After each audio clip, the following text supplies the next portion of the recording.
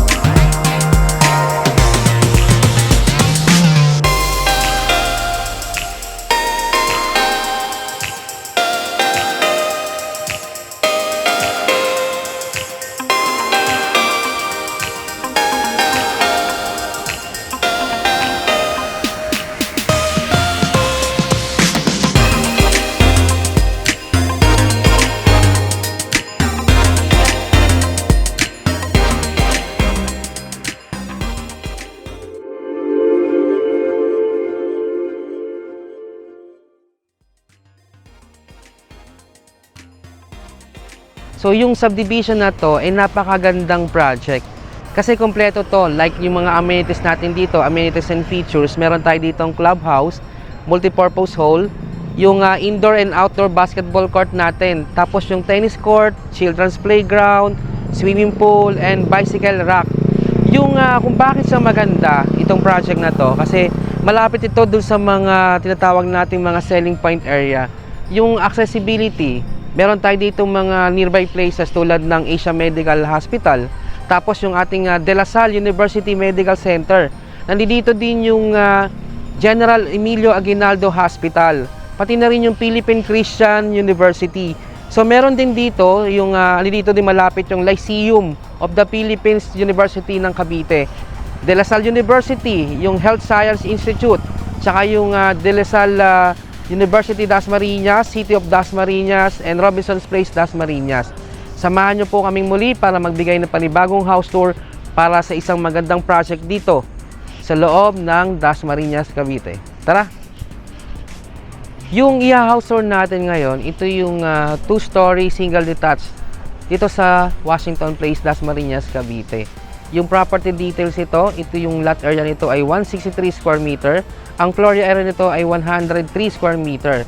Yung mga features, syempre meron tayo ditong space for our parking, living area, dining and kitchen area, at meron tong 3 bedrooms, 3 toilet and bath, at meron tong 1 maid's room doon sa kanyang ground floor. At syempre meron din tong family hall at saka yung lanay. Complete yung turnover natin nung house na ito. Tara, samahan nyo ako para makita natin yung loob kung gaano kaganda itong house na ito na Washington Model Unit. Tara, tingnan natin sa loob. Yung ating pinaka front ng bahay, ito meron tayo ditong pocket na mini garden dito sa harap niya. Makita niyo naman ang ganda, di ba? Tapos yung ating carport, ayan, naka-cement na siya, naka-tiles yung bandang gitna natin. Kumbaga yung ating sasakyan ay hindi siya mauulanan kasi covered yung ating parking. And doon sa side na yon, meron pa tayo doon na mini pocket garden, and doon sa likod yung kanyang service area. Doon sa kabilang side naman nitong house na to, doon natin makikita yung kanyang lanay area. So bago ulit natin pasukin yung bahay muna, check ko muna yung kabilang side kung saan makita natin yung kanyang lanay area. Tara, tingnan natin. Makita nyo, no, meron tayong balcony dyan sa harap ng bahay. Ito yung kanyang access dun sa kanyang lanay area. Ito, makita nyo, meron na tayong naka-pebbles na yung ating lanay area dito. Ito yung access natin papunta dun sa loob. So, meron siyang mga setback. So, ang lapad ng kanyang setback, oh.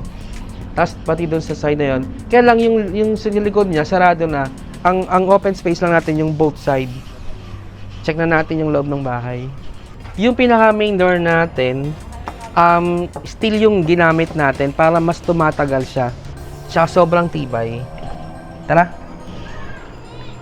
Yung mga unit natin dito, meron pa tayo dito mga available na ready for occupancy tsaka pre-selling. Konti na lang yung mga available na unit natin dito. Kaya doon sa mga naghahanap ng property dito sa Dasmariñas, I think ito na yung pinaka-best na project para sa inyo. So, dito tayo ngayon sa loob ng model unit natin. Ito yung pinaka-living area niya. So, dito meron tayo ditong sliding na window. And dito sa kabilang side, meron tayo ditong sliding din na window. 4 na panel siya dito. Kaya medyo malawak yung ating window. And yung ating ceiling, dahil ito yung model unit, naka-cove na siya. So, meron kaming mga deliverable unit nandito sa kabilang side. So, kung interesado kayo sa project ito, pwede naman tayo mag-schedule ng viewing para mapakita ko yung deliverable unit. Ang ganda ng living area niya. Ito may design siya dito. Ang ganda, no? Tapos, dito sa area na to, andito yung kanyang dining area. Yung dining area niya, kasyang-kasya yung 6-seaters, no? And dito sa ilalim ng stairs, meron tayo ditong storage. Ang laki ng storage niya. Lawak hanggang doon siya sa loob. Ito yung access natin going to dun sa ating lanay area. May naka-design pa siya dito na ano. And yung aircon natin, naka-propose ng split type. I think mga 2 horsepower tong size na to. Ganda ng pagkaka-design nitong house na to. So, dito sa area na to, dito naman yung kanyang kitchen area. Dito sa area na to, nandito yung kanyang kitchen area. Meron tayong mga hanging cabinet, meron tayong sliding na window dito. Ito naka-granite na block yung ating counter dito sa kanyang kitchen area. And yung naka-install natin is double na sink nito. Ganda, no? Ito, naglagay siya ng design dito na divider. Pero pwede ka nang maglagay dito ng ref or either dito yung kanyang ref sa side na to, maluwag pa yung space. So, meron tayo ditong powder room. Ito sa ating ground floor. Maluwag naman yung space ng kanyang powder room. May exhaust na siya. At kung naghahanap ka ng house na merong maid's room, tamang-tama ito. Dito yung kanyang access dun sa kanyang service area kung saan makikita rin natin dito yung kanyang maid's room. Check nyo. Unahin muna natin tong maid's room. Maid's room or pwede rin siyang elderly. Meron tayo ditong sliding na window. Kasi pwede naman na samahan na lang ni Yaya si Lola. Kasi maluwag naman yung space. At meron siyang sariling toilet and bath. Dito siya. Sa area na to. Eh, itong area na to, ito yung kanyang service area. Ito, may space ka pa dito. Laundry area. O pwede mo siyang extend yung inyong dirty kitchen dito sa area na to. Ayan, magkakaroon pa tayo ng setback dito sa kanyang likuran. Kasi andito yung perimeter line ng kanyang property. So meron ka pa, pwede ka pang mag-garden dito sa side. Check natin yung loob. Check natin yung second floor. Ano doon yung kanyang 3 bedrooms. Ganda. Yung stairs natin, ito solid wood to tapos ito steel. And yung ating steps, HDF siya na PVC, yung ginamit natin. Laminated o PVC. Yan. High ceiling siya. Tingnan nyo, ang ganda. Tapos meron tayo ditong fixed panel, na glass panel, na lalagyan siya ng blinds o curtain para pagdating ng araw, kung nagtitipid ka sa kuryente mo, pwede mo lang siyang i-open yung blinds. Taas ng ceiling. Yung pinaka-flooring ng second floor natin, din siya, HDF din siya, yung ginamit natin na materials. And ito, meron tayo ditong sliding na window, saan pwede natin siyang i-open para pumasok yung hangin dito sa loob. Dito yung 3 bedroom niya. Unahin ko muna itong isang room dito, kids room, pinaka-bedroom number 1. Ganda naman. Ito naka-ano na kasi siya naka-laminated na siya. Pink na pink talaga yung color, pang girl na girl talaga. So dito meron tayo ditong window. Yan, sliding window. And dito sa side na to, meron din tayo ditong sliding na window na 4 na panel siya. And ito may propose tayo dito na close ito cabinet. Sa turnover natin, naka-ready na rin naman to eh.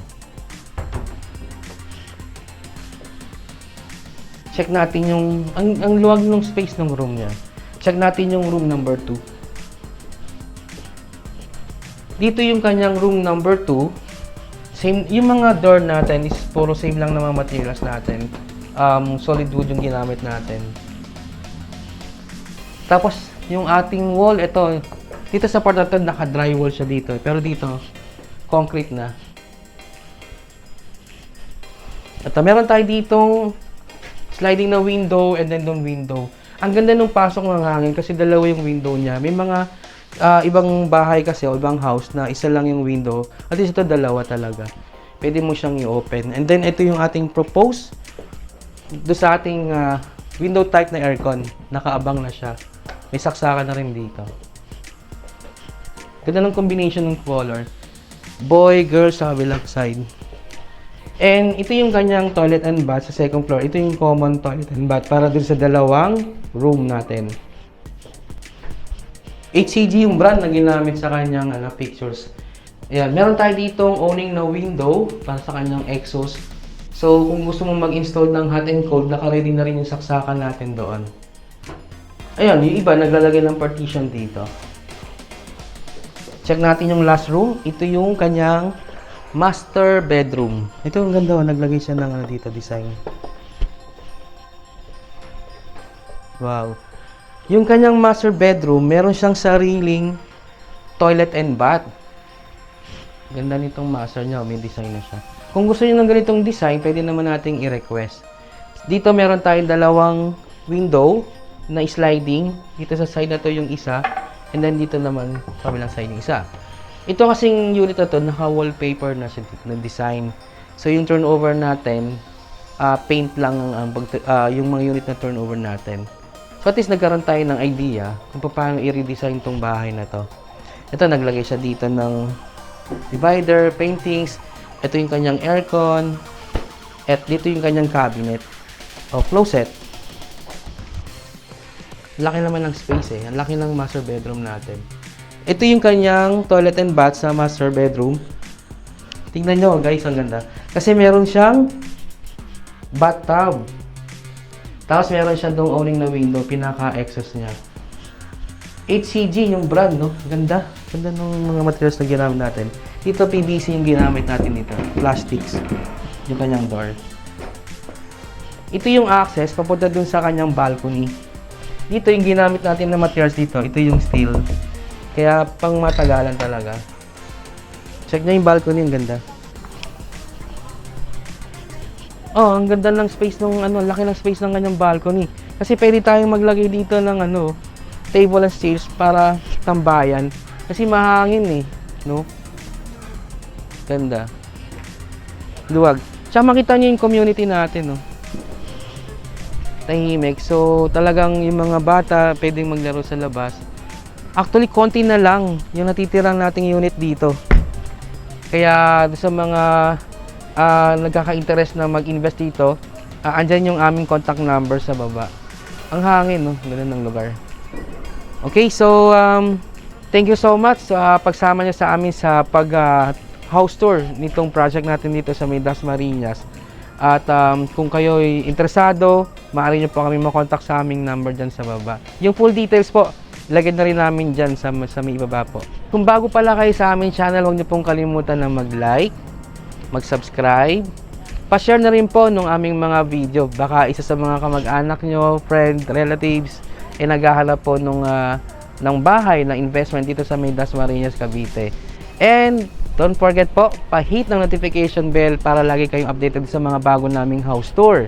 And thank you so much po and see you on my next vlog. Bye! Thank you for watching!